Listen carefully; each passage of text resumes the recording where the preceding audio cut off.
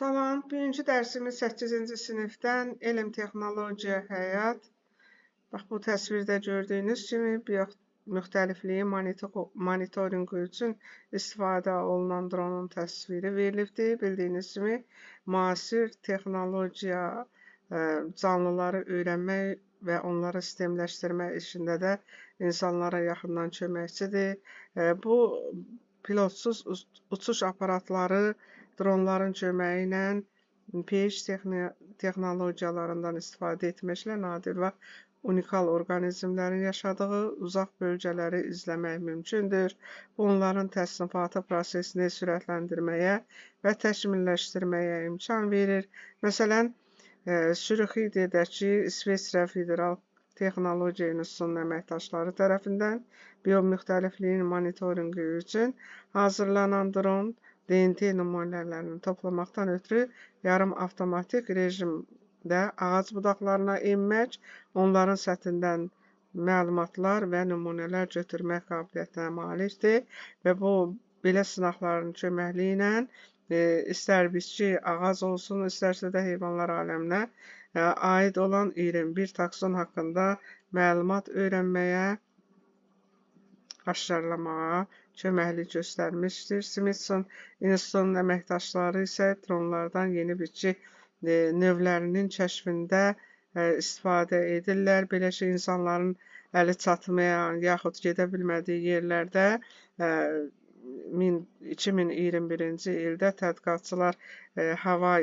arxipelaglarının adalarında çətin keçə bilən qayaların arasında kvadrokopterdən istifadə ediblər və nəticədə oradan deməli, fotoşəkillər çəkiblər, amma həmin bitkinin fotoşəkillərlə sistematikada yerini müəyyən etmək dəqiqliklə olmayıbdır. Belə hesab ediblər ki, bu bitki qərənfillər fəsiləsinə aid olan endemik bitki koludur. Fotoşəkillə onu müəyyənləşdirmək mümkün olmayıb, lakin 19-cu əsrin ortalarında nəsli kəsilmiş və yaxud da əvvəllər elmə məlum olmayan növ kimi güman olunubdur. 2022-ci ildə yenidən həmin yerə qayıdırlar. Bu zaman həmin dron daha da təkmilləşdirilmiş olur. Onun üzərinə kəsici qurğu qoyurlar. Uzaqdan idarə olunan onun köməkliyi ilə həmin bitkidən herbarilər və toxumlar əldə etmək mümkün olur.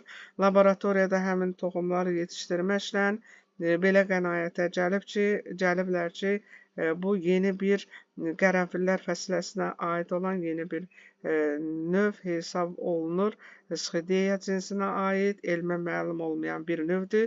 Bax, bu şəkildə təsvir olunan həmin bitkinin təsviridir. Sxideya var, deməli, fliensis adlandırılıbdır. Beləliklə, drondan istifadə etməklə yeni bitki növünü araşdırmaq və təsnifatda yerini müəyyən etmək mümkün olmuşdur. Bu isə bizə köməklik edir ki, texnologiyanın köməkliyi ilə insanlar adi şəkildə gedə bilmədikləri yerləri fəth edib, oradan yeni nümunələr əldə edə bilsinlər. Bu qədər, sağ olun.